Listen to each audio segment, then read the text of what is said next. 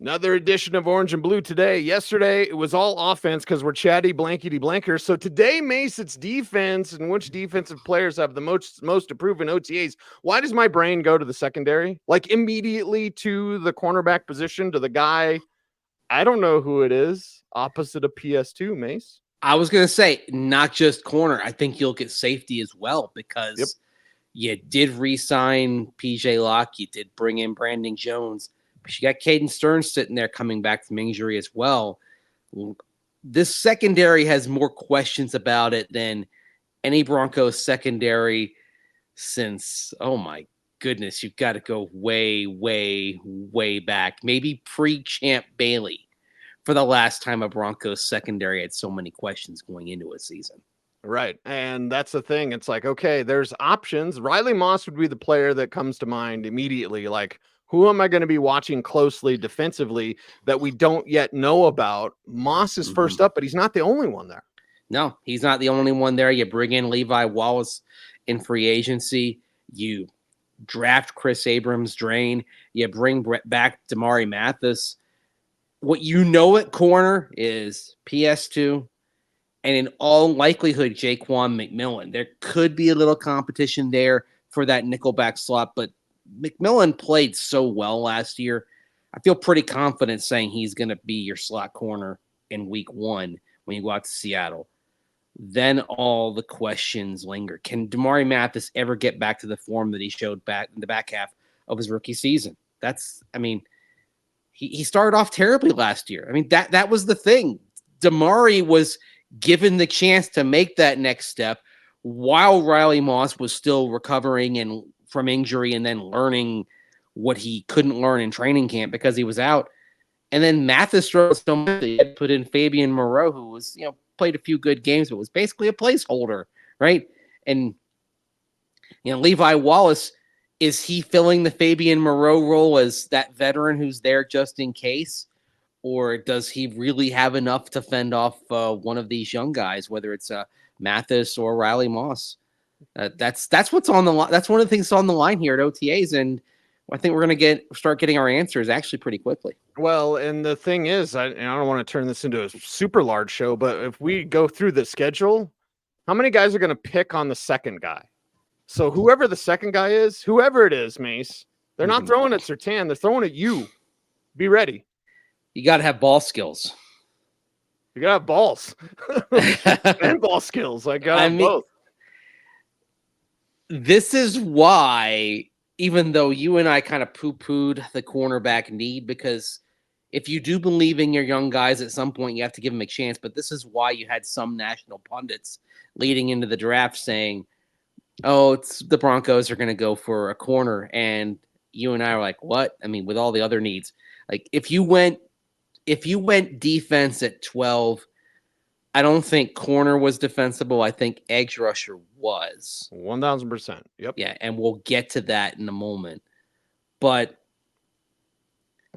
this is the point where you have to kind of just buckle up and sink or swim with the young guys. Basically, to me, Levi Wallace, he is the insurance policy, right?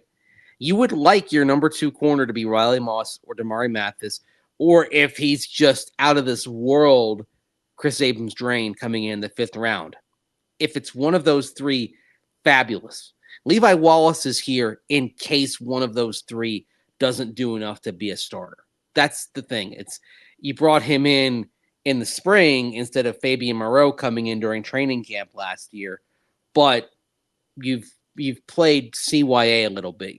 You kind of played CYA on the interior offensive line as well with Sam Mustipher at center while you're trying to figure out are Luke Wattenberg or Alex Forsythe ready. So I think it's kind of the same concept there, that you've got somebody who, just in case, there's someone who can start not great, but he can play solid ball. He's not going to go out there and you say, like, if you have a number 2 they're throwing at you, he's not going to be scared of that. Right. So that's positive. But ideally, in week 1, you're looking at one of those draft picks from the last 3 years. Damari Mathis at 4, Riley Moss at 3, Chris Abrams-Draine at 5. Okay. One of those guys needs to be a starter. Like, okay, I'm not saying that when you get to the mid rounds, you got to have a high success rate, but you pick 3 corners in 3 years in the middle 3 rounds. One of them ought to be a starter, right? And you're happy with that. So, battle royale, let battle commence. Yeah, here we go. Where's the tables at? Or start breaking them like Bills fans. And for me, with Damari Mathis, Mace, I haven't given up on him. I think Riley Moss perhaps is the most physical talented, but Damari Mathis can hit. He's tough. He lost his confidence. And that's it. One thing I guess we can't really tell. Maybe we can get clues during OTAs. Like, where's his confidence level at? Because I haven't given up on Damari Mathis yet. Yeah, and I don't think they have either, but at the same time, when you turn around and draft a second consecutive mid-round corner, the clock is ticking, right? Oh, they're not happy. Yeah. No. There's not a guarantee that we're sitting here with Damari Mathis talking about him on the 53. Right. And that's the thing. Last year, like if you go through the games when he played fairly extensively, and this is why he got benched. In 5 of the 6 games when he played quite a bit to start the season, 5 of those 6 games ceased. The passer rating when he was targeted was over 100. Now, it actually went down as it went on. He had a 155.6 passer rating in week 1 against the Raiders. It was down to 39.6 when they played the Chiefs on Thursday Night Football, but still, after that game, they decided to move on to Fabian Moreau, and he played very, very scarce amount last year. But if we're talking about Mathis going out there, and when he's targeted, if he's targeted 6 times, he's allowing 6 completions. That's something you worry about. Like last year, Cease in the first 5 games for Damari Mathis, according to ProFootballReference.com, he was targeted 29 times, and he allowed 25 completions. It's not great, wow. Bob. No, 25 completions and 29 attempts and 3 touchdowns. Yeah, that's why he got benched. Mm-hmm. How do you bounce back from that? And how do you make up for it? Now, we're going to do safety in a little bit because I wanted to do with a cornerback and the defensive backfield. But I feel like with what you're bringing up, we need to talk about how it's a dependable position on the rush. It's rush and cover. Rush and cover. Not Russian cover. It's not it's not the Russian national soccer team, that is a 5-point underdog in the Olympics or something like that. I was going to say it's not the sequel to Spies Like Us. Russian cover. Team. Yeah, I was thinking Russian movies. Cover. You're thinking soccer, of course. I'm thinking soccer, and then I'm like, you wouldn't have a 5-point spread in soccer. It'd be basketball. Like I'm not a gambling guy. What can I say? Yeah. But yeah, I was trying. How do you express what the Russian cover is? I like it as a movie idea, right? Russian cover, deep cover, right? There we go. That's actually, you could start with that. Like that's the title, like Russian cover. Let's write I'm giving you a title. You write a screenplay based on that, right? Mm-hmm. Russian cover, but no, rush and cover. Yes, because in pass rush, it's a number I've said before. Where'd the Broncos rank last year according to ESPN Analytics in pass rush win rate? 30th. It's bad. That made it hard. Mm-hmm. When a quarterback, and the thing is, sometimes you're blitzing and you're still not generating pressure. That was that was Vance a problem. Vance tried. I mean, I know we're not talking about coaches, but he's under a lot of pressure because you have more talent, and the pass rushers we can talk about. You did a short yesterday on Drew Sanders and the Achilles injury. Everyone watch that, subscribe to our channel, and like and comment and all that so you can see these shorts. So you've discussed the Drew Sanders thing. I think it ties into this conversation because you want to make Damari Mathis, Riley Moss, Chris Abrams-Drain. You want to make these guys look better? Rush with more success. Rush with more success. And maybe you won't be talking about a defense that ranks 30th in total yardage as it did last year. 30th. Oh, man alive. Yeah. It wasn't good. So Vance, you mentioned blitzing, like he'd scheme up some blitzes once in a while. It just wasn't getting home. You've got to get home. You want to help these guys in the secondary. You've got to make that rush better. So players with a lot to prove. When I was thinking of the rush, Mason, after the Drew Sanders thing, I was like, well, it's still Nick Bonito. You know, Yeah. Benito's a player that we watch closely. I remember last year I was talking to you because we kept seeing him run at Benito and he kept washing himself out of the play because he's always hunting quarterbacks. But like, Yeah. Benito can take another step. I felt he did during the regular season. We'll see if he can do that this offseason and continue to grow. Well, his backside pursuit's pretty good against the run. It's when you Yes. run right at him. The backside pursuit, like if you go, you're running opposite direction and it's taking a while to develop, he'll make a play from behind. He'll peek and chase you down. Like that ability he's got. The problem is everybody knows the book on Nick Bonito is you run right at him. So I don't know if that gets fixed, and I don't know if we find that out in OTAs anyway. That's one of those things you're going to learn when the pads go on.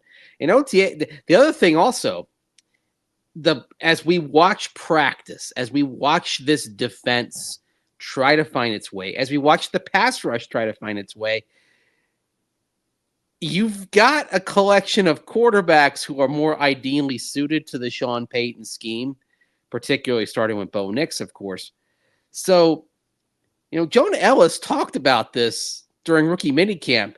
It's hard to go against Bo Nix because he gets the ball out so fast.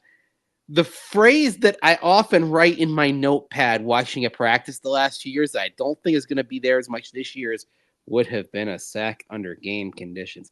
I don't think we're going to see that as much because of what we're doing, because of what the offense is doing. And then, okay, how does the defense develop? I mean, that's something I think we actually have to think about as we watch practices is how do we know if the pass rush is doing well when the offense is tailored to getting the ball out so fast, right? You actually hope that there's not a loss of confidence in the pass rush. I don't think you'll see it with some veterans. Like I don't think Zach Allen's going to lose his confidence because Bo Nix is getting the ball out quickly, but Jonah Ellis, young guy getting in there. Nick Bonito has done one thing pretty well and pretty efficiently, and that's pass rush. But what if he's not getting there as often? What if he's not getting home as often against Bo Nix in particular? I think if they're going against Jarrett Stidham, they'll get home enough because we kind of saw what Jarrett Stidham looks like under a pass rush in Las Vegas in Week 18, and it wasn't good. Yeah, he'll hold on to the ball too long. But I think the frustration and the composure, this is the dog days of August when maybe there'll be a fight because you're just not getting home and Bolles is working you or whatever because you're not getting through. Ooh, and Garrett Bolles would be at the center of it. We know this. Yeah. Bolles can get another contract with a quarterback that gets rid of the ball fast. You know what I mean? Like that's good news for Garrett. It's good news for Mike on the right side, who we know pass blocking is not his forte. That's run blocking. But like I think frustration and composure, those are August conversations. Right now, I just want to see because you can't even say, well, they were generating pressure, so he checked down. No, this offense is going to be short to intermediate. So we can't really say that when we're watching practice either. Yeah. At the same time, it's like, okay, do they get to the game and it's almost easier? What you'd like is for the offense to be so difficult from a pass rush perspective to where you get to the games and it's almost like you're turning them loose. But at the same time, you do have to practice that. It was one of those things where it may be a frustrating offseason and training camp until they start when they're going Broncos on Broncos, which is to say 1 versus 1, 2 versus 2, 3 versus 3. Toward the end of the preseason, you start going, scout team, which then is like the 1s versus the 3s, that sort of thing happens. And then when it's that, the scout team's job is to mimic the opposing offense. So they're not running what the Broncos are doing. But yeah, it's a real interesting dynamic. And so that's my thing. Don't get frustrated. If you're Jonah Ellis and you're not getting home, remember what you said about Bo Nix at rookie minicamp, because it's intentionally going to be hard to finish off. Now, what we can get a sense of is, are they winning their one-on-one battles? Yes. Not necessarily getting home, but are they winning their one-on-ones? Is Jonah Ellis stacking moves the way he did at Utah? When he does that spin, is it as successful as it was at Utah? I mean, that was his superpower. We're going to find out quickly if it can translate. Right. And while I didn't get to mention Art Green when we talk about corners, I'm going to mention Thomas Nkoum before we leave edge and go to safeties. Yeah. Because Nkoum is one of those players, like we were so excited about him undrafted last year in a similar fashion to Art Green, but I believe even more so. And we talked to Thomas Nkoum at the end of the year, Mace, in the locker room at the cleanout day. It's like, how do you keep your confidence? Like, we know you can play. He's like, I'm just waiting. Turn it loose, kid. Turn it loose. How do you think he felt when they drafted Jonah Ellis then? Yeah. Because, like, if you're in Nkoum, think about the last few weeks. You never want an injury, but Drew Sanders gets hurt. So there's a window that looks like it's opening up. And then in comes Jonah Ellis. I mean, it's tough. But they kept him around all last year, and they did bring him back. The other thing that may come into play that I think could help him stick is there's a very good chance you're going a little heavier at edge and inside linebacker as a collective than you did last year on the roster because the new kickoff protocol. Yep. It's going to favor bigger players rather than smaller ones because you don't have that run up to generate speed. Everyone's coming from a standing point, and you're not going as far. So you may go lighter in the secondary and heavier at inside backer or edge, maybe carry one more than you did in past years because you need a different body type. And that's the kind of thing that even though Nkoum looked after the draft and saw Jonah Ellis that now they're potentially ahead of him, it's the kind of thing that could lead to an extra edge being kept and playing, getting a jersey, and it might be him. The key for Nkoum, even though he's got some pass rush ability, it's probably on special teams. Right. Yeah. So see what you can do there to earn your keep. Now at safety, and notice we won't talk much about inside linebacker. We do have to talk about safety. There's no live tackling. So as Sean Payton said, in the rookie minicamp, like, hey, if you're a back or a backer, can't really tell much. Yeah, I can't tell much. You can tell something about coverage. And that's where you're going to find out, was Cody Barton worth the investment? Because Barton, he is not the stoutest linebacker against the run, and that showed especially last year. But in coverage, he can be a plus player. It was interesting because a lot of the work was done on the run defense, and again, that's going to manifest itself when the pads go on, and hopefully you see better play up front with Malcolm Roach and John Franklin Myers coming in.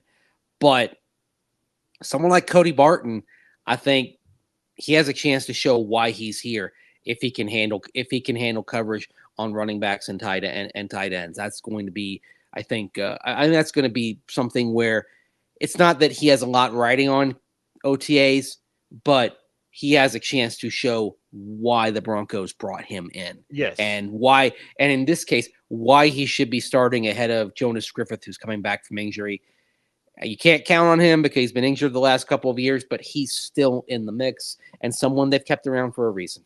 Right. And with Cody Barton, I just want him to show, okay, you are what you're supposed to be, right? Yeah. You showed it on film, just show it in practice. I imagine he will. At safety, I really have no idea because I like Caden Stearns. I like PJ Locke. There's some question marks, and certainly talk to any Dolphins fan who will make fun of the Broncos for getting Brandon Jones, but it's like the lack of 31.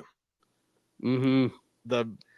We won't see Justin Simmons out there, man, and that means questions. Lack of 31, and let's face it, we saw how bad it looked last year when he wasn't out there. It's not great, Bob. I do think a little of that was on, respectfully, Delarian Turner-Yell, who is rehabbing from a torn ACL suffered late last year. It was too big for Turner-Yell. And we saw that. And actually, when they went to Buffalo and PJ Locke got hurt and Turner-Yell went back in, and all of a sudden Josh Allen's dropping dimes all over the place. Like, oh boy. Like, that's actually where you realized it wasn't just losing Simmons in those first couple of games. It was that respectfully, Turner yelled he wasn't able to handle it well. He's a great special teamer, but it hasn't translated on defense. So I don't think it's going to all of a sudden look like it did when you were giving up 70. But this is a concern. Like, Brandon Jones, inconsistent, lost his starting job at one point. Right. Okay. Caden Stearns, God love the guy. He hasn't been able to stay healthy. I mean, since his freshman year at Texas, he hasn't stayed healthy. There's been an injury every year, so you can't rely on him. I mean,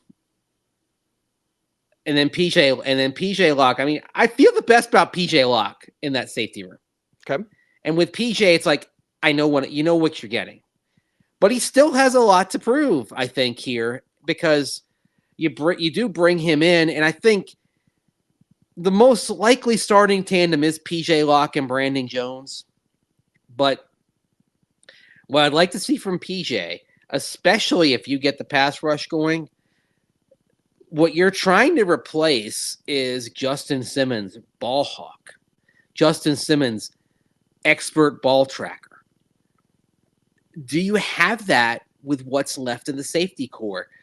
You don't. I can't say you do right now. I'd like to, but I think also if I said you did, then you'd be denigrating and downplaying the contributions of Justin Simmons over the last 8 years. I mean, this is right.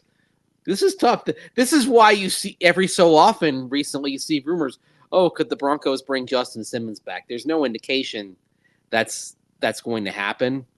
Part of it is they want to find out what they've got in these safeties, but part of it is also I think there's some collateral damage to turning the page, and sure. I think he's collateral. I'm not going to say animosity. Justin's not like that. No. But anytime someone asks me on Twitter, I always just say, I'm not sure Justin would want to come back. That's the most respectful way I can put it. Again, I don't think there's any animosity, but collateral damage is a great way to put it. I think there was a frustration with him as well. I mean, sure. And now that being said, did he expect to be sitting here in the middle of May, not with a team? Nope. No. And it surprises me too. But I think he's going to end up in a good spot. I think he's going to be this year's Evan Mathis, the veteran that comes in, goes to a contender sometime during training camp and ends up having a really good year.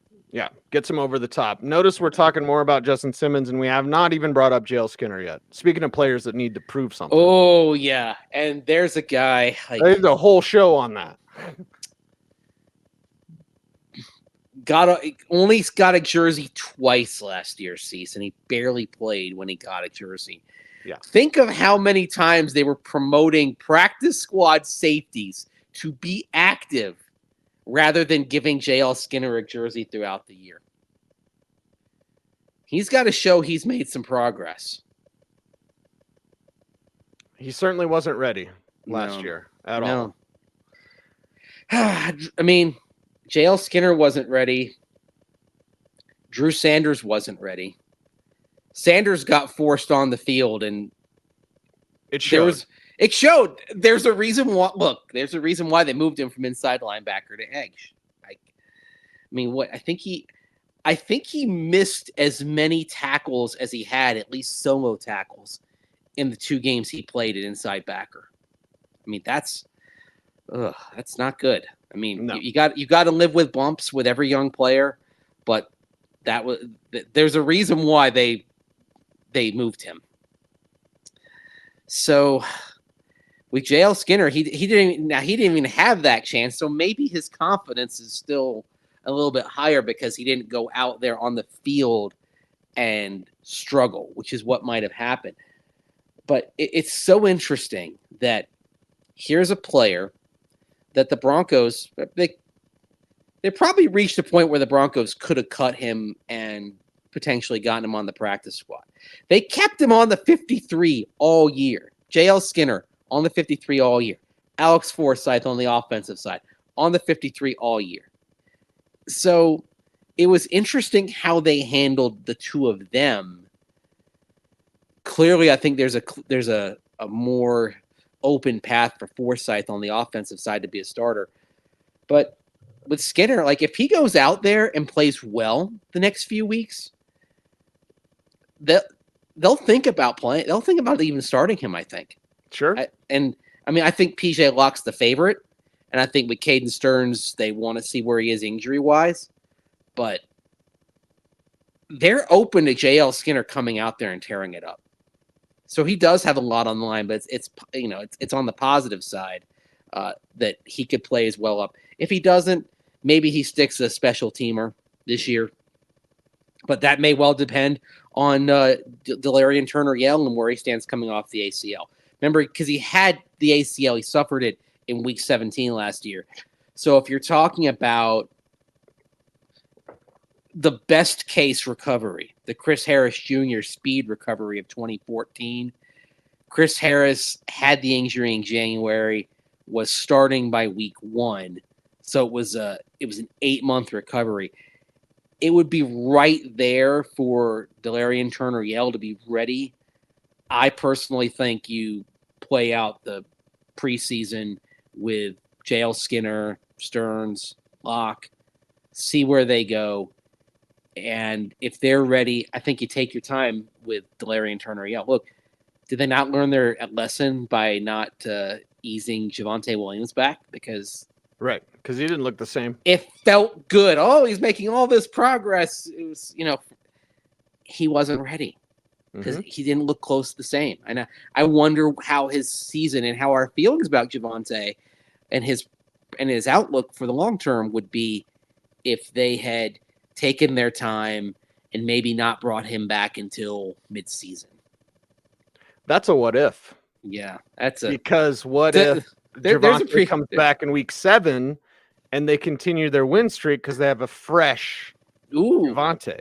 I think you just so what if? Type it down. Get it down. Yeah, I'm getting it down. I've got my file and notepad right here. Okay. What if Javonte would have come in Broncos fresh? Don't rush Javonte back. You know what I think about that idea, Mace? I know what's yes. It's always there. It's always right there. It's always there for us. Yes, we love it. We love you for helping us out on our YouTube channel. Mace, how can they do that? You can like, comment, share, subscribe, hit that notification bell so that you never miss a vid.